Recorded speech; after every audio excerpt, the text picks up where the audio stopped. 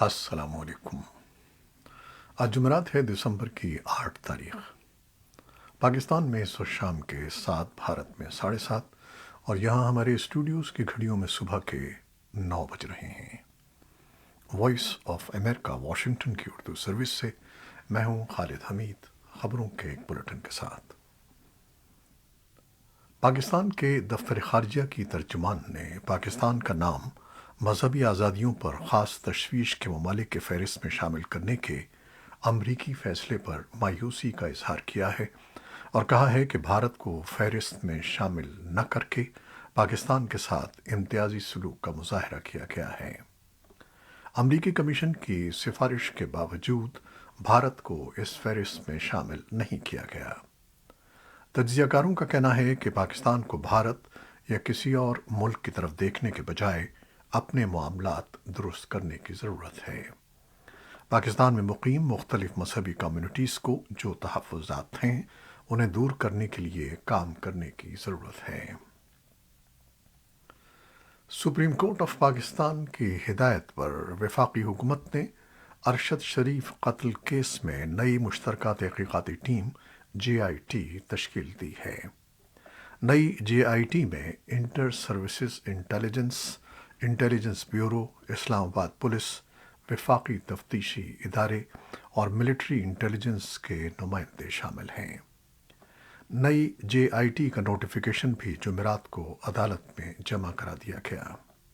اسلام آباد پولیس نے عدالت میں بتایا کہ بدھ کو عدالت کی ہدایت پر ارشد شریف کی والدہ کا بیان ریکارڈ کرنے کے لیے ان سے رابطہ کیا گیا، لیکن طبیعت کی ناسازی کی وجہ سے ان کا بیان ریکارڈ نہیں ہو سکا۔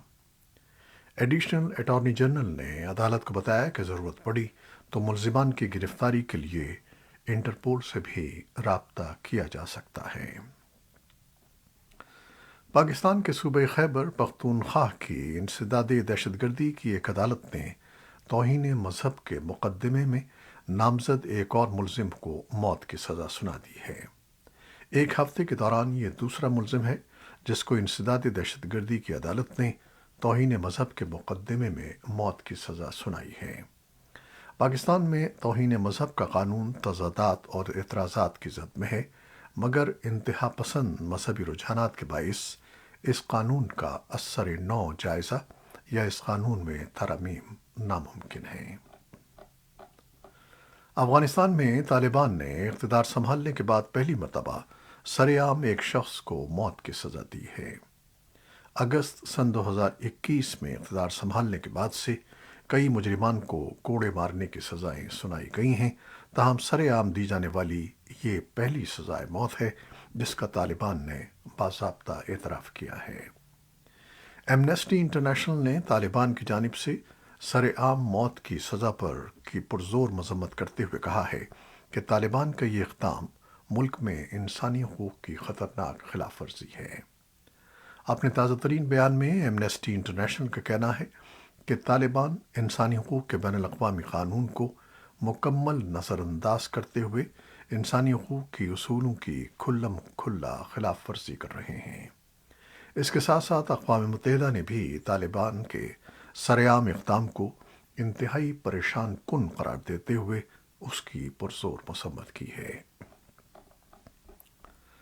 اقوام متحدہ کے افغانستان کے لیے امدادی مشن یا یوناما کا کہنا ہے کہ حالیہ حملوں میں مزار شریف اور جلال آباد میں کم از کم 38 شہری ہلاک اور زخمی ہوئے ہیں، اور انہوں نے مزید کہا کہ حکام کی ذمہ داری ہے کہ وہ تمام افغان عوام کی حفاظت کریں۔ یوناما نے ٹویٹ کیا کہ افغانستان میں عوامی مقامات پر حملوں کے حالیہ سلسلے نے شہریوں کو شدید نقصان پہنچایا ہے اور ایک گردوارے کو بھی نقصان پہنچا ہے۔ افغانستان کے لیے امریکہ کے خصوصی نمائندے تھامس ویسٹ نے متحدہ عرب امارات میں متعدد افغان تاجروں اور سرمایہ کاروں سے ملاقات کی اور ان سے افغانستان میں معاشی چیلنجز اور تجارتی امور پر تبادلہ خیال کیا۔ انہوں نے کہا کہ امریکہ اور متحدہ عرب امارات افغانستان میں مشترکہ ترجیحات پر متحدہ عرب امارات کے ساتھ اہم رابطہ کاری جاری رکھیں گے۔ ان میں لڑکیوں کو سیکنڈری اسکول میں واپس لانے سے لے کر سرمایہ کاری کو راغب کرنے والی پالیسیوں کی حوصلہ افزائی تک جیسے امور شامل ہیں۔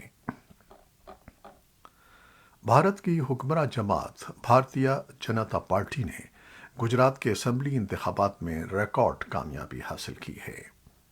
وہ مسلسل 7ویں بار حکومت بنا رہی ہے۔ اسے گزشتہ اسمبلی انتخابات سے بھی زیادہ نشستیں ملی ہیں۔ ووٹوں کی گنتی ابھی جاری ہے۔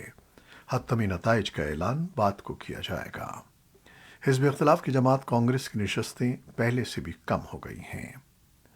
ہماچل پردیش میں بی جے پی کو شکست کا سامنا ہے۔ وہ وہاں 5 سال سے حکومت میں تھی۔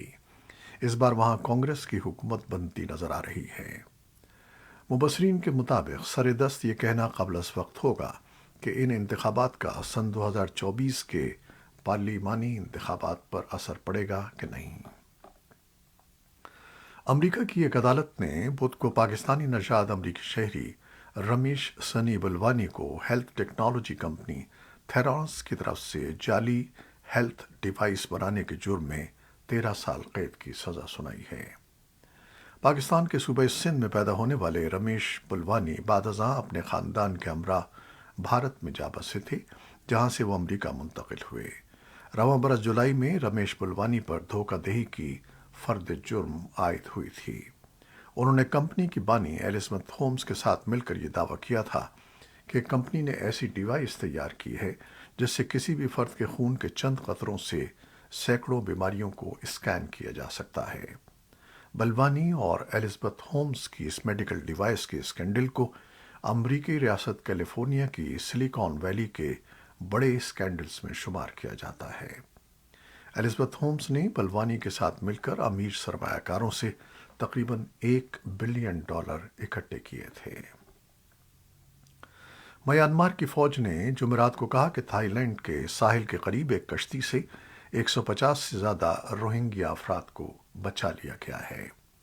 فرانسیسی خبر رساں ادارے نے جنتا کے ایک بیان کا حوالہ دیتے ہوئے کہا کہ کشتی میں 106 مرد اور 48 خواتین سوار تھیں اور اسے Myanmar oil and natural gas corporation کے تعاون سے چلائے جانے والے آئل رگ کے قریب دیکھا گیا تھا۔ بیان میں کہا گیا ہے کہ بدھ کو دیر گئے رگ سے 2 امدادی کشتیاں روانہ کی گئیں۔ روہنگیا مسلمانوں کی اکثریت میانمار میں ظلم و ستم سے بچنے اور بنگلہ دیش کے پناہ گزین کیمپوں سے نکلنے کے لیے ہر سال سمندری سفر کرنے کی خطرناک کوششیں کرتی ہیں۔ ایک روہنگیا تنظیم کے سربراہ نے اقوام متحدہ کی سلامتی کونسل سے مطالبہ کیا ہے کہ وہ فوری طور پر میانمار میں روہنگیاز کے خلاف نسل کشی کو روکے۔ برمی روہنگیا آرگنائزیشن UK کے صدر تھن کھن نے وائس آف امریکہ کو بتایا کہ میانمار کے صوبے راکھین میں روہنگیا مسلمانوں کو نسل کشی کے ایک ایسے سلسلے کا سامنا ہے جس سے ان کی بقا کو خطرہ لاحق ہے۔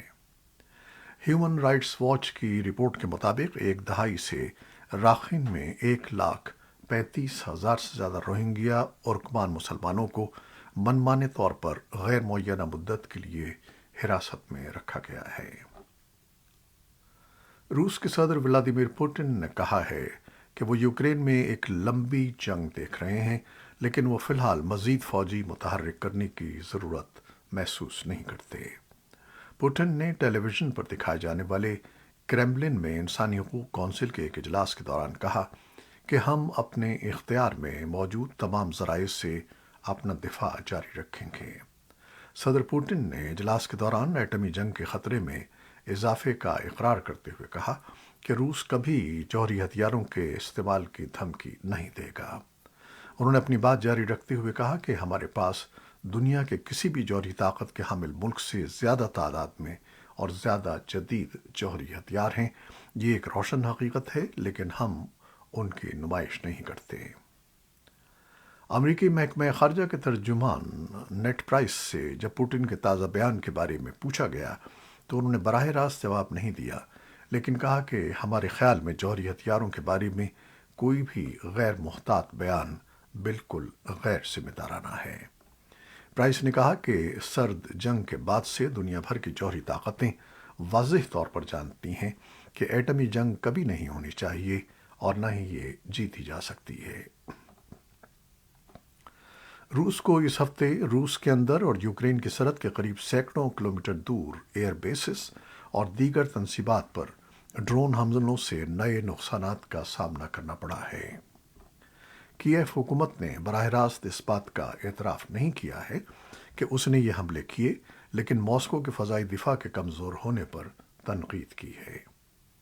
امریکی قومی سلامتی کونسل کے ترجمان جان کربی نے بدھ کو کہا کہ امریکہ نے روس کے ساتھ جنگ میں توسیع کے بارے میں یوکرین کے سامنے اپنے تحفظات کا اظہار کیا ہے، لیکن وہ امریکہ اور مغربی اتحادیوں کی طرف سے فراہم کردہ ہتھیاروں کے استعمال کے بارے میں فیصلہ کرنے میں اس کی خود مختاری کا احترام کرتا ہے۔ انہوں نے کہا کہ یوکرین کے لیے مغربی حمایت کا اصولی فیصلہ یوکرین کی خود مختاری کے حوالے سے تھا، اور روسیوں کے برعکس ہم یوکرین کی خود مختاری کا احترام کرتے ہیں۔ چین کے صدر شی جن پنگ جمعرات کو جب سعودی عرب پہنچے تو سعودی ولی عہد شہزادہ محمد بن سلمان نے ان کا شاندار استقبال کیا۔ ان کا یہ خیر مقدم اس بات کا اشارہ دیتا ہے کہ ریاض کو امریکی تشویش کے باوجود بیجنگ کے ساتھ تعلقات کو گہرا کرنے میں دلچسپی ہے۔ امریکی صدر جو بائیڈن کا جولائی میں استقبال اس کے بالکل برعکس تھا، جب امریکہ سعودی تعلقات، سعودی توانائی کی پالیسی اور جمال خاشقجی کے 2018 کے قتل کی وجہ سے بہت کشیدہ تھے، اور اس دورے میں اس کا اظہار بھی ہوا۔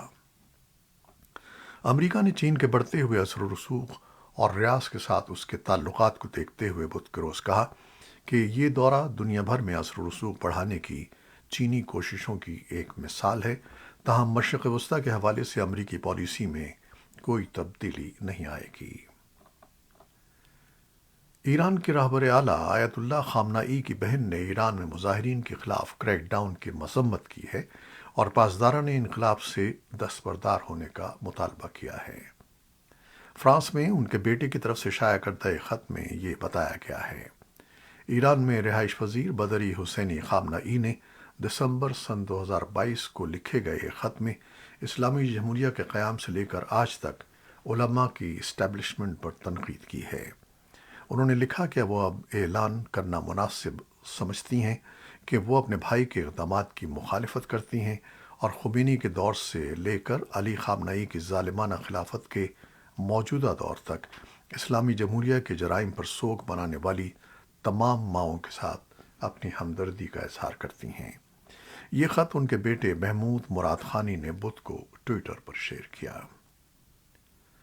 عراق کے مقامی حکام کا کہنا ہے کہ جنوبی عراق میں ایک ٹویٹر پوسٹ کی وجہ سے ایک نوجوان عراقی کارکن کے خلاف سنائی گئی جیل کی سزا کے خلاف مظاہرہ ہوا اور سیکیورٹی فورسز کی احتجاج کرنے والے ہجوم پر فائرنگ کے بعد 2 مظاہرین ہلاک ہو گئے۔ ناصریہ شہر میں سینکڑوں مظاہرین بدھ کے روز ایک عدالتی فیصلے کے خلاف سڑکوں پر نکل آئے، جس میں اس ہفتے 20 سالہ حیدر حامد الزیدی کو ریاست کی طرف سے منظور شدہ ملیشیاؤں پر مبینہ تنقید کے الزام میں 3 سال قید کی سزا سنائی گئی تھی۔ سیکیورٹی ذرائع نے مظاہرین کو منتشر کرنے کے لیے فائرنگ کی اور مقامی حکومتی ذرائع اور ایک طبی ذریعے کے مطابق اس سے 1 شخص ہلاک اور 17 زخمی ہو گئے۔ یہ تھیں وہ خبریں جو فیس بک لائیو پر ہم نے آپ کے لیے پیش کیں۔ ہماری ویب سائٹ، یوٹیوب اور پوڈ کاسٹ پر یہ بلیٹن آپ کے لیے پوسٹ کر دیا جاتا ہے۔ آپ ہمارے بلیٹن کو شیئر کرتے ہیں اور اپنے کمنٹس میں اپنی محبتوں کا اظہار کرتے ہیں، جس کے لیے ہم آپ کے بے حد ممنون ہیں۔ اپنی ان محبتوں کا سلسلہ جاری رکھیے گا۔ نیوز ایڈیٹر بہجت جیلانی کے ساتھ خالد حمید کو اجازت دیجیے گا۔ اللہ حافظ۔